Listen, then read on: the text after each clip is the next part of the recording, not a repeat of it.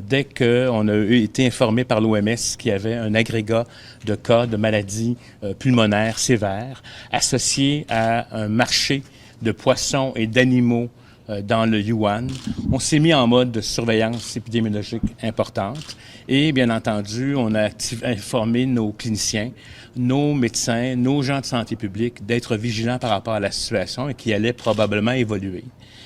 Comme vous le savez, c'est pas la première fois qu'on est confronté à l'émergence d'un coronavirus. Il y a déjà eu le SRAS antérieurement, etc. Puis on a appris beaucoup des leçons antérieures. D'ailleurs, il faut comprendre que même la Chine a isolé le virus de telle sorte qu'on a déjà au Canada un test diagnostique pour faire les diagnostics de cas. Dans ce genre de situation, ce qui est important, c'est d'avoir une vigilance importante, c'est de détecter rapidement les cas. Il n'est pas dit qu'il n'y aura pas un cas qui va arriver au Canada, mais de le détecter rapidement, de le traiter adéquatement, de s'assurer qu'il n'y a pas de transmission d'infection en milieu hospitalier, etc. Donc, on est sur ce plan-là déjà depuis depuis le mi-janvier et on active nos processus, on va suivre la situation de très près.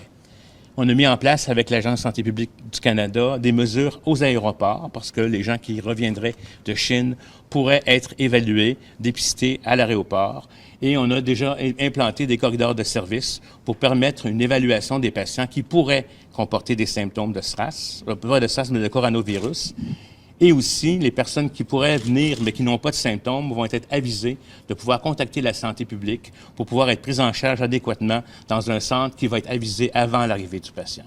Donc, actuellement, indépendamment que l'OMS déclare ou non une situation d'urgence internationale maladie infectieuse, nous agissons déjà comme tel parce que ce qu'on veut éviter, c'est la propagation et la transmission interhumaine au sein du Québec.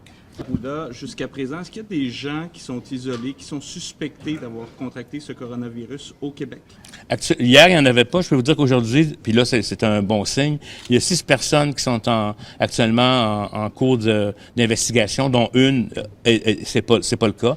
Et c'est normal, au cours des prochains jours, parce qu'on veut dépister les cas, on va avoir une définition de cas qu'on appelle plus sensible. Donc, on va être beaucoup plus sensible à des situations et les gens vont être référés pour avoir des diagnostics. On parle des Québécois qui arrivent de Chine ou pas? Ce sont des gens qui arrivent de Chine, effectivement, soit des gens qui sont ici, qui sont allés en Chine pendant une certaine période et qui sont revenus. Ça peut dépendre de où ils sont allés en Chine et ça, chacun des cas est analysé en fonction, un, son symptomatologie, 2, son histoire de voyage, où exactement, etc.